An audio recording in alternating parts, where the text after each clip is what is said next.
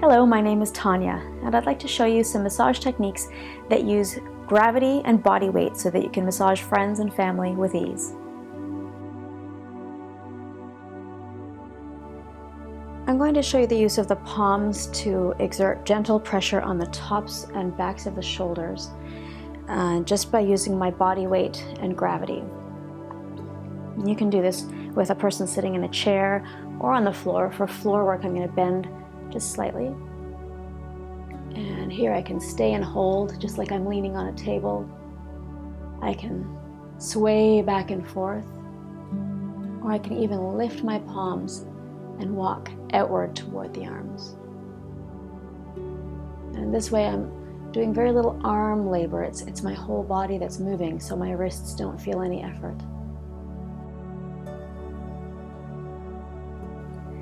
Now I'm going to show you how to use the flat side of your forearm to give a massage. I can do this on the shoulders also, or any part that's facing upward. And the person can be sitting down on the floor or on a chair or stool. It just depends on everyone's height. So here I can come from above. And I'm not moving my arm around, I'm using my entire upper body. Would you like less or more pressure? Pressure now is good.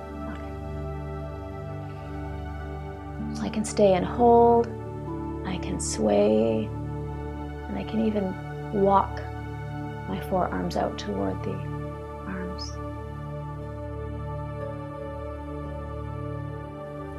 I can also use the sharp side of my forearm to give a more cutting sensation compared to the flat of the forearm, which produces more of a smooth mashing effect. So to do that, I just turn my palms facing like this, and that's more of a cutting sensation. So some people might prefer that. What do you prefer, the sharp side or the flat side? They're both good. Both good, okay. Different people will say different things. I can also angle my hands outward to get more at the back of the neck, back of the shoulders.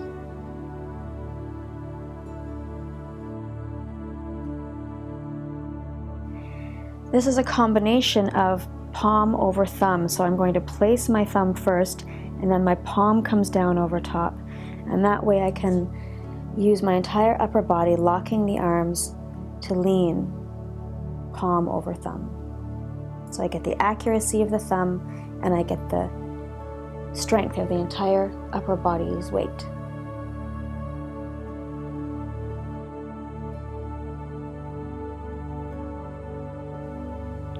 The sits bones are a great massage tool to work on large muscle groups, especially if the person you're working on is the same size as you or larger.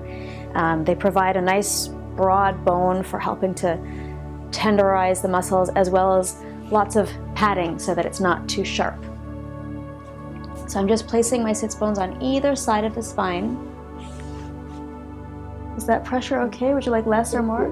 Good pressure. So we check on the pressure, and I'm just letting my sits bones sink in. I can stay and hold. I can sway so that each side gets different pressure, or I can actually walk up the spine.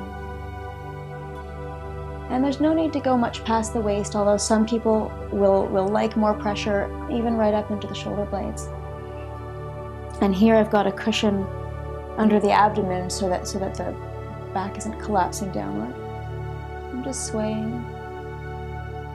And you let me know if you'd like less or more pressure at any time.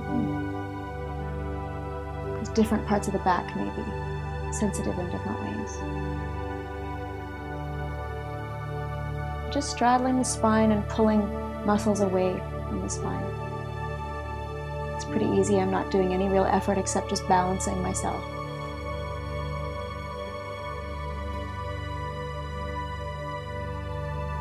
For a different type of pressure or more pressure, another massage tool is the kneecap, or the top of the shin. For example, I can place it here, basically anywhere, any large muscle group, and just lean with my body weight perpendicular to the area I'm focusing on. Would you like less or more pressure? More pressure. Okay, so for more pressure with the kneecaps, I can come up and send more of my body weight down. And again, I can stay and hold, I can rock, or I can walk along the spine, being gentle on the more delicate areas. And avoiding bones, just pressing into muscle.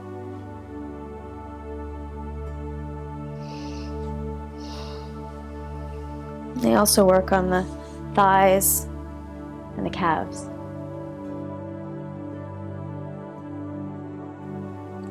Perhaps one of my more unusual massage tools, but very practical, is the skull or forehead, because it's a nice smooth tool that exerts even pressure with no puncturing or poking like an elbow or thumb.